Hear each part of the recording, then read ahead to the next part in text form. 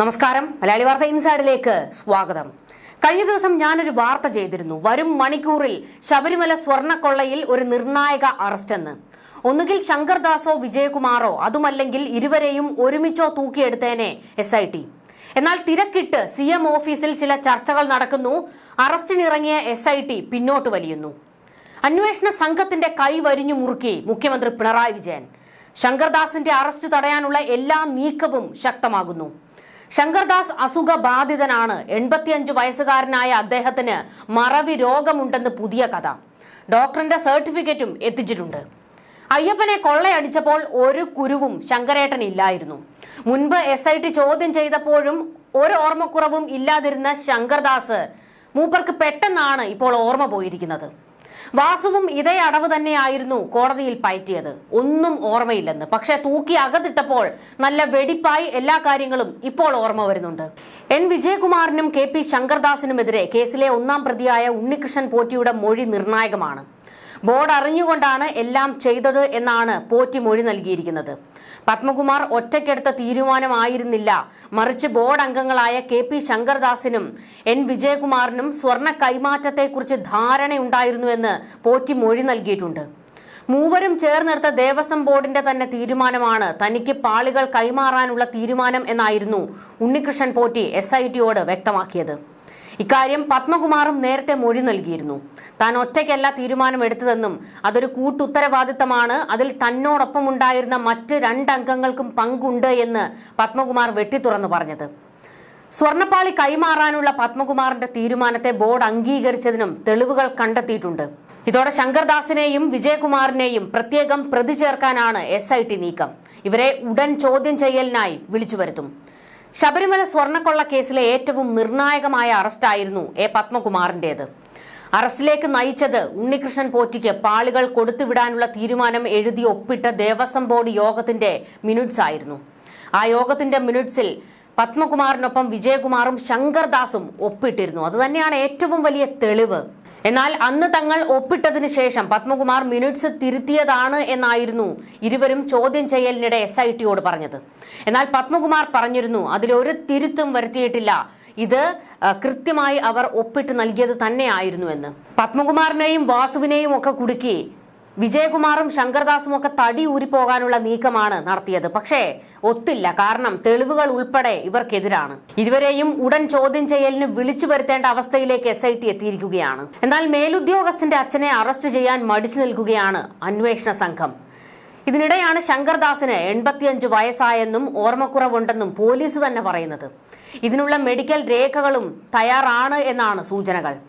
പത്മകുമാറിന്റെയോ വാസുവിന്റെയോ arrest സമയത്ത് പോലും കാണിക്കാത്ത പരിഗണനയാണ് ശങ്കർദാസിന്റെ കാര്യത്തിൽ ആഭ്യന്തര വകുപ്പ് കാണിക്കുന്നത്. ശങ്കർദാസിന്റെയും വിജയകുമാറിന്റെയും അറസ്റ്റ് തടയാനുള്ള കളികൾ അതിശക്തമായി ഒരു വഴിക്കൂടെ നടക്കുന്നുമുണ്ട്. പക്ഷേ ആഭ്യന്തര വകുപ്പിന്റെ ഇരട്ടത്താപ്പ് ഹൈക്കോടതിയിൽ ചെലവാകില്ല. ശങ്കർദാസ് അല്ല, ഏത് ദേവേന്ദ്രനായാലും തൂക്കി അകത്തിട്ടിരിക്കണമെന്ന് ഹൈക്കോടതി ജഡ്ജിയുടെ ഉത്തരവാണ്. SITക്ക് ഇനി അറസ്റ്റ് വൈകിപ്പിച്ചു കൊണ്ടുപോകാൻ കഴിയില്ല. അറസ്റ്റ് തടയുന്നതിന് വേണ്ടി വാസുവും ആരോഗ്യ പ്രശ്നങ്ങളെക്കുറിച്ച് കോടതിയെ ബോധിപ്പിച്ചിരുന്നു. മരുന്ന് കഴിക്കുന്ന ആളാണ്, മറവിയുണ്ട് തുടങ്ങി ഒരുപാട് മോങ്ങലായിരുന്നു. പക്ഷേ ഒരു ദയാദാക്ഷിണ്യവും ഹൈക്കോടതി കാണിച്ചിരുന്നില്ല. ശങ്കർദാസിന്റെ കാര്യത്തിലും അതുണ്ടാകാൻ ഒരു സാധ്യതയുമില്ല.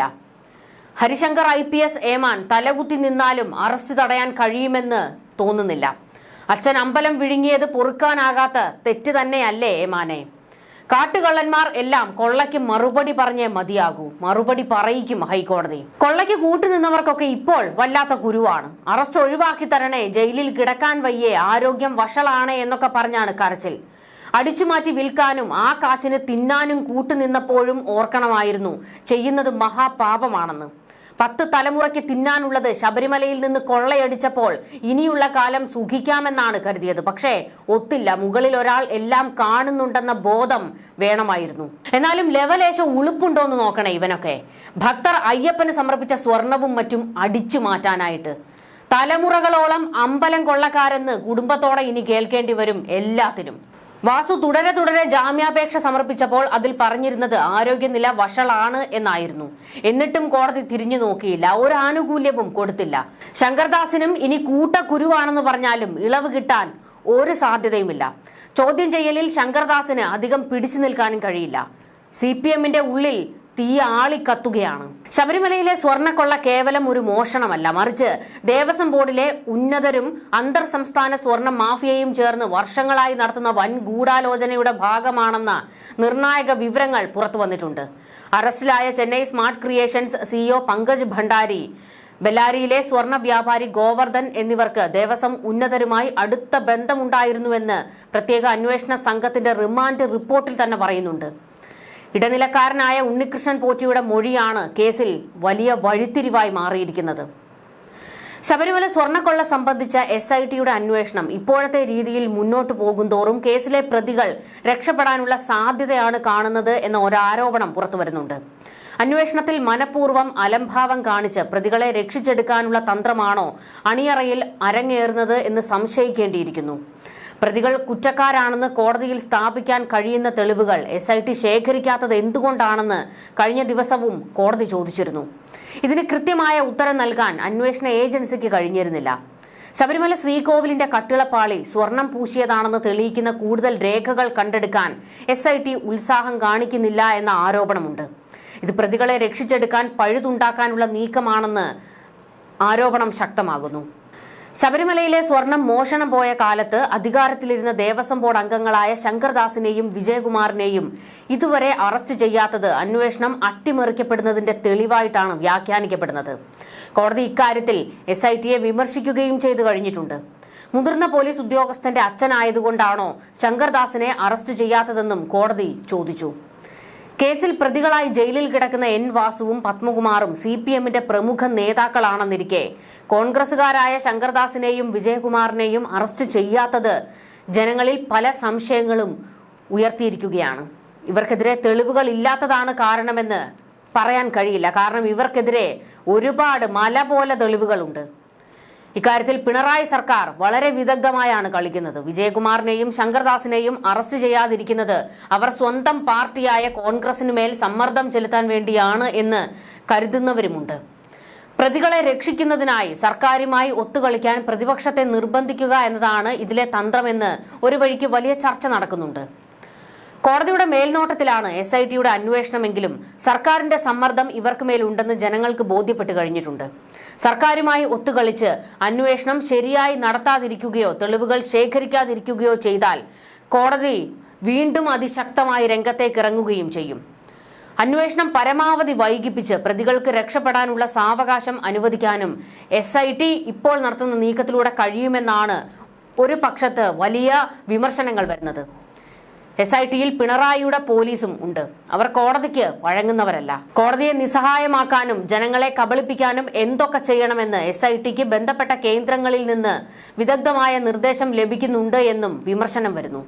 സർക്കാരിന്റെ താൽപര്യത്തിന് നിന്നുകൊടുത്താൽ അതനുസരിച്ചുള്ള നേട്ടങ്ങൾ തങ്ങൾക്കുണ്ടാകുമെന്ന് പോലീസ് ഉദ്യോഗസ്ഥർക്കും അറിയാം. ഇങ്ങനെ നേട്ടമുണ്ടാക്കിയ നിരവധി പോലീസ് ഉദ്യോഗസ്ഥരും ഇപ്പോൾ സർവീസിൽ ഉണ്ടല്ലോ. സ്വർണ്ണക്കൊള്ള കേസിലെ പ്രതികളെ ശിക്ഷിക്കാൻ പിണറായി സർക്കാരിന് താൽപര്യമില്ല എന്നതിന്റെ വ്യക്തമായ തെളിവാണ് കേസിലെ കള്ളപ്പണം വെളുപ്പിക്കലിനെ കുറിച്ച് കേന്ദ്ര ഏജൻസിയായ എൻഫോഴ്സ്മെന്റ് ഡയറക്ടറേറ്റ് അന്വേഷിക്കുന്നതിനെ CPM-ഉം സംസ്ഥാന സർക്കാരും എതിർക്കുന്നത്. ഈ എതിർപ്പിനെ മറികടന്ന് കേസ് അന്വേഷിക്കാൻ EDക്ക് കോടതി അനുമതി നൽകി കഴിഞ്ഞിട്ടുണ്ട്. ED ഇന്നു മുതൽ അതിശക്തമായ അന്വേഷണത്തിലേക്ക് ഇറങ്ങിയിട്ടുണ്ട്. കേസുമായി ബന്ധപ്പെട്ട രേഖകൾ അടിയന്തരമായി EDക്ക് കൈമാറാനും കോടതി ആവശ്യപ്പെട്ടതനുസരിച്ച് രേഖകൾ ഇപ്പോൾ EDയുടെ ഓഫീസിലേക്ക് എത്തിക്കൊണ്ടിരിക്കുകയാണ്. എന്നാൽ പല രേഖകളും കൊടുക്കാൻ SIT ഒരു മെല്ലെപ്പോക്ക് നയം സ്വീകരിക്കുന്നുണ്ട്. ശബരിമലയിലെ സ്വർണ്ണക്കൊള്ളയുമായി ബന്ധപ്പെട്ട് രാജ്യാന്തര ഇടപാടുകൾ നടന്നിട്ടുണ്ടെന്ന് വ്യക്തമാണ്. ഇത് അന്വേഷിക്കാൻ EDക്ക് മാത്രമേ സാധിക്കുകയുള്ളൂ. ഈ അന്വേഷണത്തിലൂടെ കുറ്റക്കാരെ മുഴുവൻ പിടികൂടുകയും ചെയ്യാം. SITയുടെ പോക്കിൽ സംശയം പ്രകടിപ്പിച്ചിട്ടുള്ള സ്ഥിതിക്ക് സ്വതന്ത്രമായ അന്വേഷണത്തിന് EDയെ സഹായിക്കുന്ന നടപടികൾ കോടതിയുടെ ഭാഗത്തു നിന്ന് തന്നെ ഉണ്ടാകേണ്ടിയിരിക്കുന്നു. ഈ അന്വേഷണത്തിലേക്ക് ED ഇറങ്ങിയതോടുകൂടി മറ്റ് കേന്ദ്ര ഏജൻസികൾക്കും അന്വേഷണത്തിലേക്ക് എത്താനുള്ള ഒരു വഴി ഒരുങ്ങുകയാണ്, പ്രത്യേകിച്ച് CBIക്ക്. എന്തായാലും ശബരിമല സ്വർണ്ണക്കൊള്ള ഏതാണ്ട് സർക്കാരിനെ മുഴുവനായും വിഴുങ്ങുന്ന തരത്തിലേക്ക് അതിന്റെ അന്വേഷണം എത്തിക്കൊണ്ടിരിക്കുകയാണ്. ന്യൂസ് ഡെസ്ക് മലയാളി വാർത്ത ഇൻസൈഡ്.